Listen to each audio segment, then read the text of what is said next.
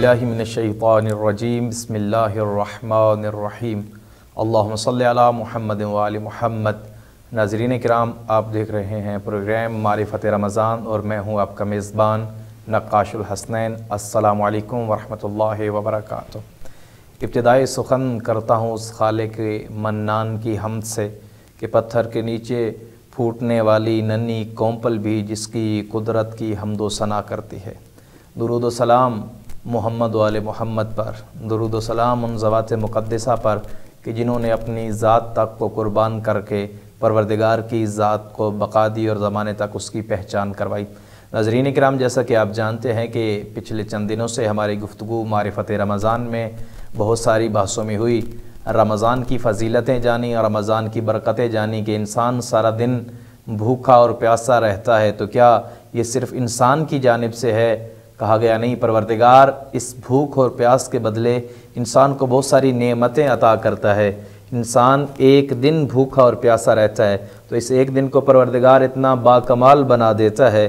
परवरदिगार कहता है कि तुम ये दिन मेरी मोहब्बत में गुजार रहे हो तो मैं बदले में तुम्हें ऐसी नेमतें अता करूँगा कि इंसानी अक्लें दंग रह जाएंगी, हैरान रह जाएंगी। परवरदिगार तुम्हारे सोने को एक सांस को भी तस्बीह शुमार फरमाएगा, तुम्हारे बोलने को तस्बीह शुमार फरमाएगा, तुम्हारे चलने को हर उठते हुए कदम के बदले ज़िंदगी का हर अमल जो राह खुदा में किया गया हो और आएगा न जाएगा, बल्कि परवरदिगार की मोहब्बत में गुज़रे हुए लम्हात को परवरदिगार अपने बंदे के नाम आमाल में बतौर इबादत शुमार करेगा। नाज़रीन, आज भी हमारी गुफ्तगू मारिफत रमज़ान के इस प्रोग्राम में भी जारी व सारी रहेगी और इस पर गुफ्तगू करने के लिए हस्ब साबिक आज भी हमारे साथ हमारे इंतहाई मुअज़्ज़िज़ मेहमान तशरीफ़ फरमा है। मैं उनका तारुफ़ करवाए देता हूँ। क़िबला हुज्जतुल इस्लाम वल मुस्लिमीन अल्लामा मिर्ज़ा हुसैन साबरी साहब, अस्सलामु अलैकुम रहमतुल्लाहि व बरकातुहू। यकीनन क़िबला खैरियत से होंगे, खुदा आपका साया हम सब पे कायम व दायम रखे। बहुत अच्छी गुफ्तगू हमारे पिछले प्रोग्राम में चल रही थी, उसी हवाले से आपको दोबारा ज़हमत दी ताकि हमारे नाज़रीन जान सकें कि वो रमज़ान के महीने को कैसे गुजारें। बाकी ज़िंदगी का इंसान जो भी अमल करता है, एक स्कूल का निसाब होता है तो उसको बताने वाले होते हैं कैसे पढ़ा जाए। छुट्टियों का स्कूल का ट्रिप जाता है, कहीं घूमने सैर व सयाहत के लिए लोग जाते हैं तो वो भी कहते हैं कि कोई ऐसा बंदा हो जो हमें गाइड कर सके, बता सके इसे कैसे गुजारा जाए। तो हम ये जानने की कोशिश करेंगे इन प्रोग्राम में कि रमज़ान को कैसे गुजारा जाए, उसकी साअतें कैसे दिनों लैलो नहार परवरदिगार की मोहब्बत में गुज़रें, ना कि मासियत में गुज़रें। इंतहाई खूबसूरत गुफ्तगू थी। आज भी हम मौज़ूए सुखन कुरान की सूरह बकरा की आयत नंबर 185 को करार दे रहे हैं, जिसमें परवरदिगार ने फरमाया कि शहर रमज़ान अल्लज़ी उन्ज़िला फ़ीहिल कुरान, यह रमज़ान ही वो महीना है कि जिसमें परवरदिगार ने कुरान नाजिल किया। सबसे पहले तो सवाल ये है कि परवरदिगार का हर काम हिकमत से भरा होता है, मसलहत से खाली नहीं होता। जो भी काम है, चींटी से लेकर बड़े बड़े पहाड़ों तक की खिलकत, इसके पीछे परवरदिगार की गर्ज़ व गायत है और रायगान नहीं है, बेमकसद नहीं है। हाँ, हमने अपने कशकोले तलब को बढ़ाना है, हम कितना भर सकते हैं ये हमारे ऊपर मौकूफ़ है। सबसे पहला सवाल तो ये है कि परवरदिगार ने रोज़े रमज़ान में ही क्यों वाजिब करार दिए? बाकी 11 महीने भी थे, उनमें वाजिब हो सकते थे, या ये भी हुक्म हो सकता था कि मैं तुम अपने बंदे से 30 रोज़े देखना चाहता हूँ मुसलसल, तो वो रमज़ान में रख लो, शाबान में रख लो। इंतखाब परवरदिगार ने रमज़ान का किया है, इसकी हिकमत और फ़लसफ़ा क्या है? जी बिस्मिल्लाहिर्रहमानिर्रहीम व बिही नस्तईन व सल्लल्लाहु अला मुहम्मद व आलिहि ताहिरीन। यकीनन अल्लाह के यहाँ महीने 12 है। इन्ना इद्दत शुहूर इंदल्लाहि इस्ना अशरा शहरा, अल्लाह के यहाँ 12 महीने हैं। लेकिन आप कुरान में आपने गौर किया होगा कि माह रमज़ान, शहर रमज़ान के अलावा किसी और महीने का नाम नहीं लिया है, सिर्फ रमज़ान का नाम कुरान। हाँ, और अगरचे हुर्मत वाले महीनों का बतौर कुल्ली ज़िक्र आया है, अरबाअतुन हुरुम, हाँ हुर्मत वाले 4 महीने हैं, या अशहुरुल हुरुम। जी, इनकी थोड़ी वजाहत। हाँ, अशहुरुल हुरुम यानी ज़िक़ाद है, ज़िलहज है, मुहर्रम है, रजब है। इनको हुर्मत वाले महीने कहा जाता है, जिनमें जंग व जिदाल व क़िताल वग़ैरह हराम था और ख़ुद काफिर भी इन महीनों में जंग नहीं करते थे। इस्लाम से पहले भी, यानी मुख्तलिफ़ अदियान में। اور ان میں بھی اتنے یعنی حرمت والے مہینے ہونے کے باوجود بھی نام نہیں آیا مہینے کا تفصیل سے، صرف 12 مہینوں میں جس مہینے کو یہ شرف حاصل ہے کہ اللہ تعالیٰ نے اس کا نام لیا ہے وہ شہر رمضان۔ شہرہ کی معنی ہے ظاہر ہونا، عیاں ہونا، نمایاں ہونا۔ وہ دعائے ندبہ میں دعائے عہد کے اندر آپ نے مطالعہ کیا کہ یعنی جو عاشق حقیقی ہے، منتظر حقیقی ہے امام علیہ السلام کا، وہ یہ کہتا ہے کہ اللہم اخرجنی من قبری، اللہم ان حال بینی و بینہ الموت الذی جعلتہ علی عبادک حتما مخزیہ فاخرجنی من قبری، میرے امام اگر آ جائے میں آغوش خاک میں ہوں تو مجھے قبر سے نکال، شاہرن سیفی یعنی ظاہر ہو میرے ہاتھ میں تلوار چمک رہی ہو، شہرہ یعنی اس طرح عیاں ہونا، نمایاں ہونا، ظاہر ہونا، سب پر ہونا۔ تو اسی وجہ سے اس مہینے کا نام نزول قرآن کی وجہ سے، لیلۃ القدر کی وجہ سے، یعنی باران رحمت کی وجہ سے، اور روزوں کے واجب ہونے کی وجہ سے، اور عبادت کی وجہ سے، تمام مسلمانوں میں مشہور، عالم ملک و ملکوت میں مشہور ہونے کی وجہ سے یعنی مہینے کو شہر کا اور شہر رمضان خاص طور پر مشہور ہے۔ تو اللہ نے اس مہینے کا نام لیا۔ تو اس کے بعد فرمایا کہ اس مہینے کو اللہ نے ماہ روزے کے لیے کیوں انتخاب کیا ہے؟ اس لیے کہ فطری بات ہے کہ کوئی بھی نیک عمل ہوتا ہے تو ہم بھی کوشش کرتے ہیں کہ کسی اچھے دن ہو، شادی ہے، سفر ہے، تعمیر مکان ہے، نکاح ہے، صلح ہے، جنگ ہے، جو بھی ہے انسان کا اچھے دنوں کا انتخاب کر لیتے ہیں۔ اگر کسی جگہ پر بیٹھ کے انجام دینا ہو تو اچھی جگہ کا انتخاب کر لیتے ہیں۔ زمان و مکان کے تقدس کے ہم قائل ہیں، صحیح ہے۔ تو وہ مہینہ جس میں یعنی ہم اللہ کے مہمان ہیں تو وہی مہینہ جسے اللہ نے انتخاب کیا ہے، اور چونکہ سب سے افضل ترین مہینہ نزول قرآن کی وجہ سے اور لیلۃ القدر کی وجہ سے اور معراج نبوت کی وجہ سے اس مہینے کو تمام مہینوں پر شرف حاصل ہے۔ ایک سوال قبلہ آپ کی بات کو یہاں میں روکتے ہوئے جسارت ماب کہ قرآن کی وجہ سے یہ مہینہ بابرکت ہوا ہے یا اس ماہ کی برکت کی وجہ سے قرآن نازل ہوا ہے؟ نہیں، قرآن کی وجہ سے۔ اچھا، دونوں ہو سکتے ہیں، لیکن مفسرین اکثر مفسرین نے جو یہ ذکر کیا ہے وہ ہے یعنی قرآن کی وجہ سے فضیلت ملی۔ ہاں، پہلے سے ماہ رمضان کی فضیلت تھی، ابھی آپ کی اجازت ہو تو صرف قرآن ہی ماہ رمضان میں نازل نہیں ہوا ہے۔ اچھا، جتنے کتب آسمانی اور صحف انبیاء ہیں وہ بھی ماہ رمضان میں، اور کون سی کتاب کس تاریخ کو نازل ہوئی ہے آپ کی اجازت ہو تو مفصل روایت موجود ہے، عرض کریں گے۔ اس کی وجہ سے ماہ رمضان کی ایک ذاتی فضیلت تھی، اس فضیلت میں نزول قرآن کی وجہ سے چار چاند لگ گئی، سبحان اللہ، تب جا کے ماہ رمضان کے لیے اللہ تعالیٰ نے اس مہینے کو انتخاب کیا، یعنی ہر طرف سے اس کی فضیلت موجود ہے۔ وہ روایات جس میں بتایا گیا ہے کہ مثلا بہت ساری کتابیں، یہ بھی بات ہمارے ناظرین کے لیے شاید نہیں ہوگی، جی صرف قرآن ہی جو کتاب اللہ ہے وہی رمضان میں نازل نہیں ہوئی، بلکہ اس سے پہلے آنے والی کتابیں بھی رمضان میں ہی نازل ہوئیں۔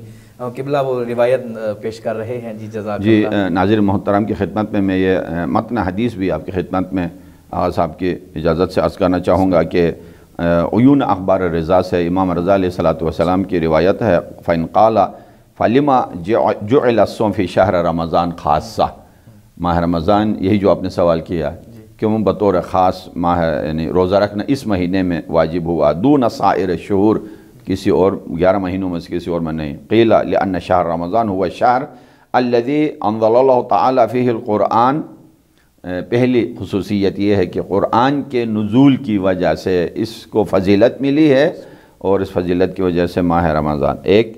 دوسرا وفیہ فرق بین الحق والباطل، جس قرآن کی وجہ سے یعنی جس ماہ رمضان میں قرآن نازل ہوا ہے اور اس کی وجہ سے حق و باطل میں تمیز کا حکم اس مہینے میں آیا ہے۔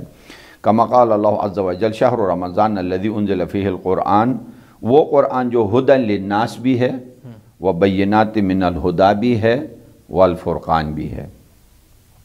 وفیہ نبی محمد، اس میں معراج بندگی بھی ہے کہ ماہ رمضان نزول قرآن کا پیغمبری سے کیا تعلق ہے، اس لیے کہ وہ نور کا وہ پہلو، اگر درمیان پیغمبر اسلام نہ ہوتے تو یعنی قرآن عرشی ہی رہتا، فرشی نہ ہوتا۔ ہے نا، تجلی عرشی کو فرشی بنانے کے لیے جس ظرف اطہر کو، انور کو اللہ تعالیٰ نے انتخاب کیا ہے، قلب محمد مصطفیٰ صلی اللہ علیہ وآلہ وسلم ہے۔ ایسی ذات جو ادھر سے پروردگار سے بھی متصل ہو اور ادھر سے ہم سے بھی ان متصل عرضنا الامانۃ علی الجبال علی السماوات، نا تو کائنات کی ہر چیز کے اوپر پیش کیا، فابین ان یحملنها فحملها الانسان انه کان ظلوما جہولا۔ حافظ شیرازی نے کہا کہ قرآن فال بنام من دیوانہ زدن، آسمان بار امانت نہ توانست کشید، قرآن فال بنام من دیوانہ زدن۔ تو پیغمبر اسلام علیہ السلام کہ قلب انور جو معراج بندگی بھی ہے، سبحان الذی نزل الفرقان علی عبدہ تبارک الذی اسری بعبدہ، تو اس لحاظ سے پیغمبر علیہ السلام کی عظمت بھی اس مہینے میں، وفیہ لیلۃ القدر التی ہی خیر من الف شہر وفیہا یفرق کل امر حکیم، یہ وہو رأس السنہ۔ اصل میں یہ جو یعنی جشن مناتے ہیں کہ مثلا یکم جنوری ہے، اور ایران اور آذربائیجان بعض ممالک میں مثلا یعنی نوروز کا دن یعنی یکم ہوتا ہے۔ تاریخی لحاظ سے دیکھا جائے، یعنی ہجرت کے لحاظ سے دیکھا جائے تو یکم ماہ محرم مثلا ہجرت کے لحاظ سے سال اول ہو گیا، لیکن یہاں بہت ہی ظریف اور لطیف جو نقطہ مفسرین نے بتایا ہے کہ اگر اس لحاظ سے دیکھا جائے تو ماہ رمضان آغاز سال ہے۔ اچھا، ہاں، اس لیے کہ آپ کے سارے گناہ پاک ہو گئے، بالکل، سال آئندہ کے لیے آنے والا قضاء و قدر کی باتیں طے ہو گئیں، اسی طرح تو آپ یعنی انسان جو ہے شکم مادر سے جو آیا اس طرح پاک ہو گیا ہے۔ آغاز یہ ہوا، ہاں، اللہ نے رحمت کے چشمے میں اسے جب دھو کے باہر لا کے زندگی کے موٹر وے پہ ڈال دیا ہے، تو یہاں سے لے کے آئندہ 11 مہینے تک دیکھنا چاہتا ہے رب ذوالجلال کی بندہ خود اپنے آپ کو کیسے چلا لیتا ہے۔ لہٰذا ایک لحاظ سے دیکھا جائے تو آغاز سال اول ماہ رمضان، انتہائی لطیف نقطے کی طرف آپ نے اشارہ کیا قبلہ۔ تو یہ بات ہو گئی۔ وَمِنْ خَيْرٍ أَوْ شَرٍ أَوْ مَضَرَّةٍ أَوْ مَنْفَعَةٍ أَوْ رِزْقٍ أَوْ أَجَلٍ وَلِذَلِكَ خیر و شر و رزق و موت و حیات کا فیصلہ کیا ہوتا ہے؟ اسی مہینے میں ہوتا ہے اور اسی رات میں۔ وَلِذَلِكَ سُمِّيَتْ لَيْلَةَ الْقَدْرِ بھی نام رکھا گیا ہے۔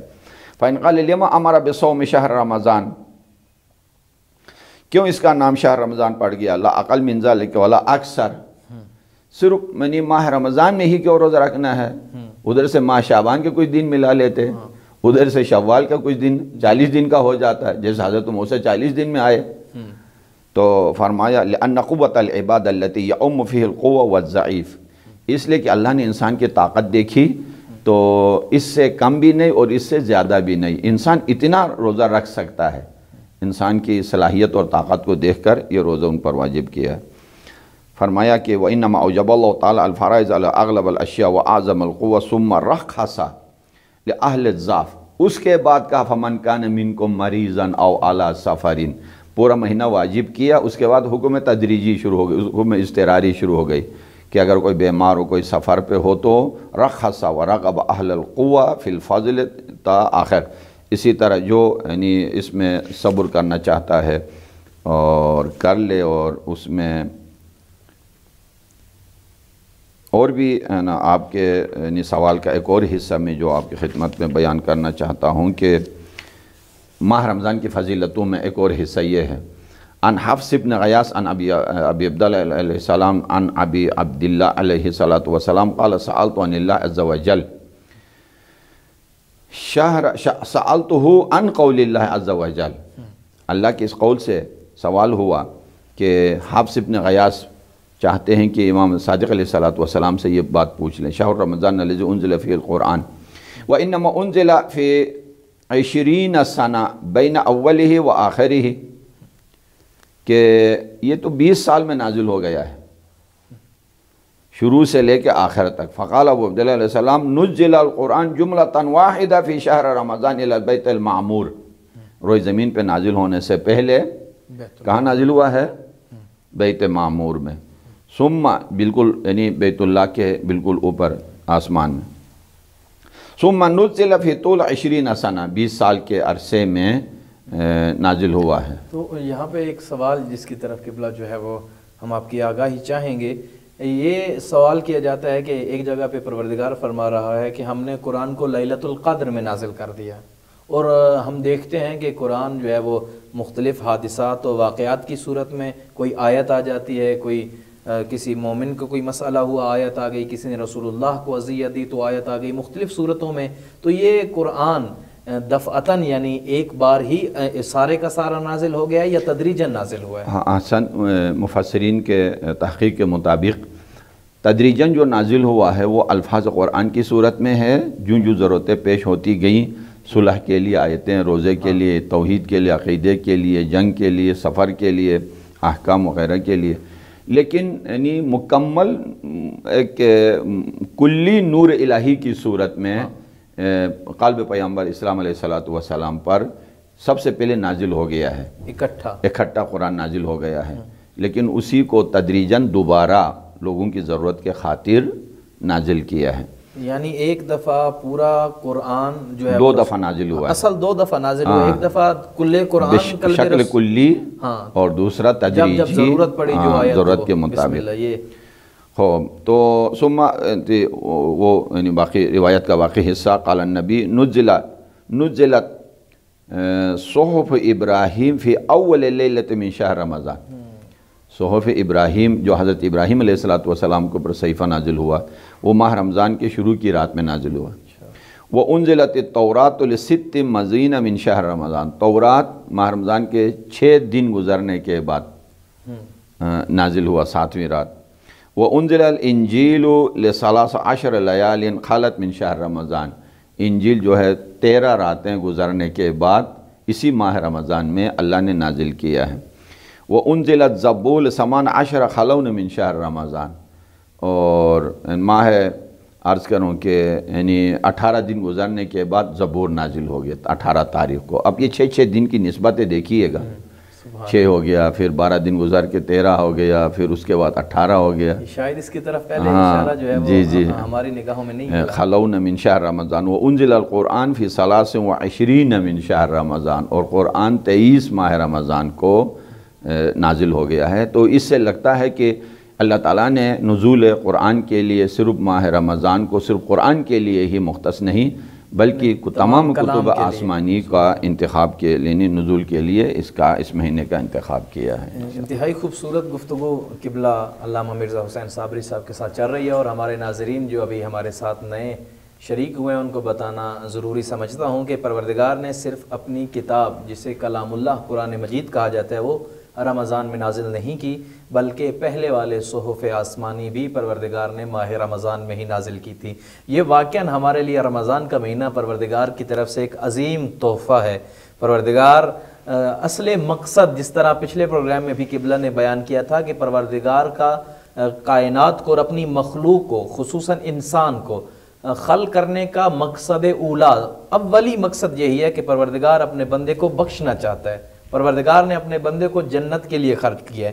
تو باتیں انشاءاللہ خوبصورت جاری ساری رہیں گی.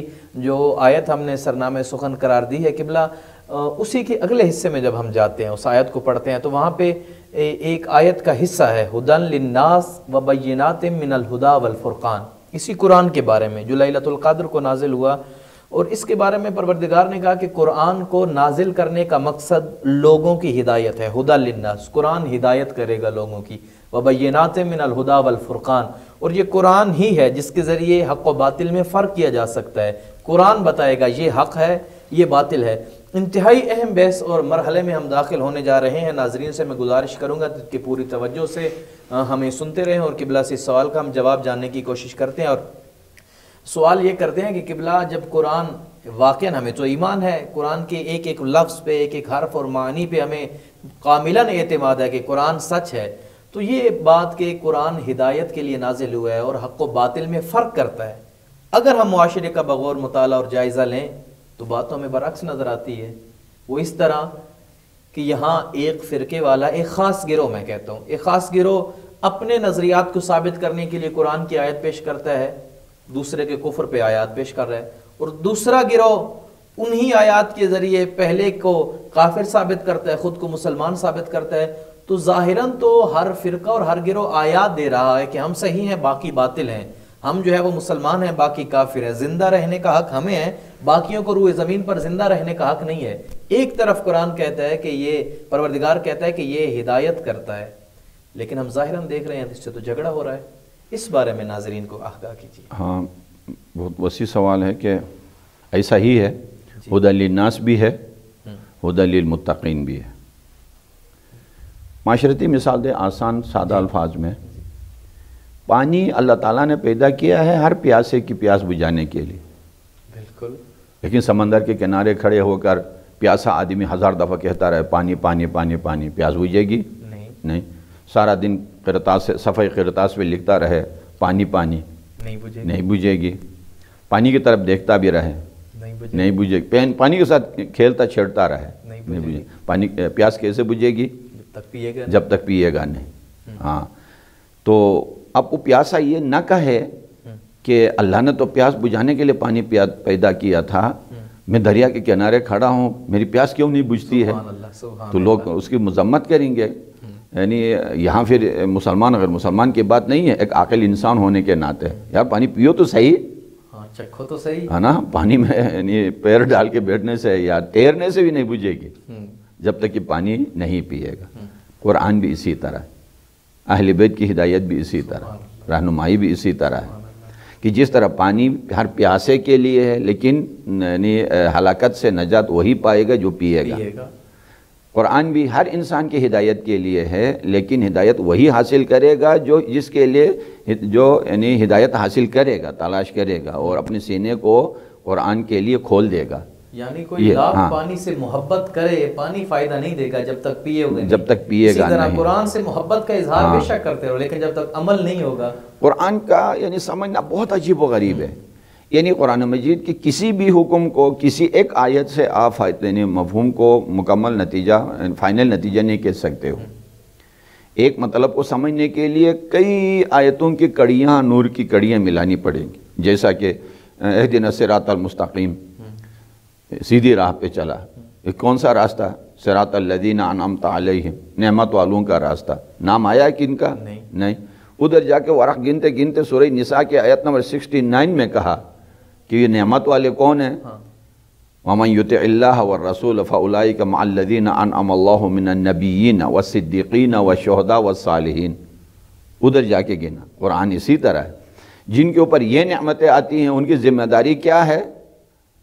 ربی بما انعمت علی فلن اکون ظہیرا للمجرمین، باطل کے سامنے جھکنا نہیں ہے، نعمت والوں کا ایک مکمل یعنی مفصل گفتگو ہے۔ یہاں پر بھی اسی طرح ہے، ہدی للناس فرمایا، ہدایت ہے لوگوں کے لیے، تو سارے ہدایت یافتہ کیوں نہیں ہیں؟ معاشرے میں تو اس کا حل بھی قرآن مجید میں آیتوں کی لائن لگ گئی۔ اللہ نے فرمایا رکاوٹ ہماری طرف سے نہیں ہے، رکاوٹ بندے کی طرف سے ہے۔ کیوں؟ اس لیے کہ خود اللہ تعالیٰ نے فرمایا کہ یہ ہر کسی کو مثلا ہدایت نہیں دے گی سوائے کن کن کے لیے رکاوٹ ہے؟ ان اللہ لا یہدی القوم الفاسقین، جو فاسق ہوگا لا یہدی، اس کے لیے خدا نے ہدایت نہیں۔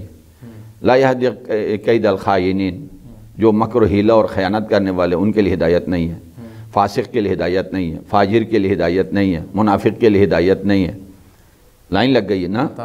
ٹھیک ہے، تو ایک نیا سوال اٹھا، خدا اللہ کہہ رہا لا یہدی، جب اللہ کہے کہ میں نے یہ ہدایت یافتہ نہیں ہے تو یہ تو جبر لازم آیا۔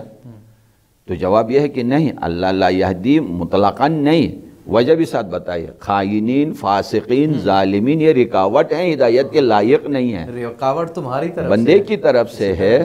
جب آدمی پوری دروازہ روشن دان سارا بند کرے گا، سورج کی روشنی کی کرن بھی اندر نہیں آئے گی، تو وہ تو شکوہ نہیں کر سکتا ہے کہ سورج کی روشنی کیوں نہیں آئے گا، روشن دان تو کھولو۔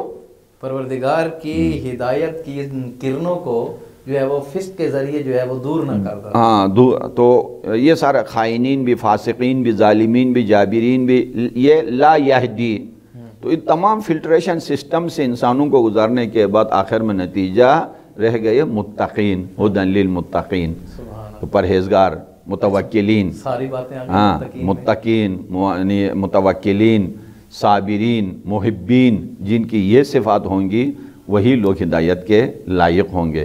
تو اس سے لگتا ہے کہ اللہ کی طرف سے ہدایت کا راستہ کھلا ہے، اما ہدیناہ السبیل انا ہدیناہ السبیل اما شاکرا و اما کفورا۔ اس آیت کا بھی لب و لہجہ یہی ہے۔